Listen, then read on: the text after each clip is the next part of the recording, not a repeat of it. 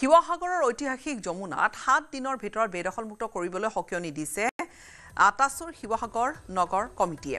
যমুনা বেদখল কৰি ঘৰ নিৰ্মাণ কৰাসকল তেওঁলোকক এসপ্তাহৰ ভিতৰত ঘৰ খালী কৰি গুচি যাবলৈ বেনাৰ আঁৰি দিছে টাই আহোম ছাত্ৰ সন্থাই। অন্যথা আটাছুৱে উচ্ছেদ চলাব বুলি স্পষ্ট কৰি দিছে। উল্লেখযোগ্য যে ঐতিহাসিক যমুনা বেদখলমুক্ত কৰিবলৈ দীৰ্ঘদিনৰে পৰা দাবী উত্থাপন কৰি আহিছে বিভিন্ন দল সংগঠনে। তথাপি জিলা প্ৰশাসনে কোনো পদক্ষেপ নোলোৱাত এইবাৰ সদৌ টাই আহোম ছাত্ৰ সন্থাই উচ্ছেদ চলোৱাৰ হুংকাৰ দিছে। মই প্ৰথমে সেই জাননীখন দেখুৱাব বিচাৰিছো।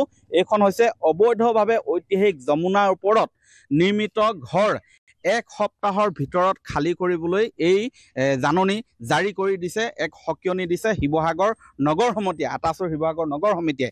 এয়া মই দেখুৱাইছো আচলতে এই যিবিলাক ঘৰ দেখিছে, এই ঘৰবিলাক শিৱসাগৰৰ এই শিৱদৌলৰ কাষত থকা ঐতিহাসিক যমুনাৰ ওপৰত আচলতে অবৈধভাৱে নিৰ্মাণ কৰা বুলি বিভিন্ন সময়ত অভিযোগ উত্থাপন কৰি আহিছে।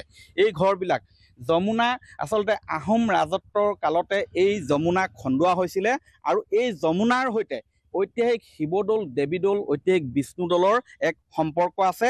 এই যমুনা ধ্বংসৰ গৰাহলৈ প্ৰায় গুচি যোৱাৰ উপক্ৰম হৈছে আৰু ইয়াৰ ফলত শিৱসাগৰৰ এই ঐতিহাসিক শিৱদৌলত নামি আহিছে ভাবুকি। আৰু এই যমুনা বেদখল মুক্ত কৰিবলৈ দাবী উত্থাপন হৈ অহাৰ সময়তে এইবাৰ এক সপ্তাহৰ সময় দিছে।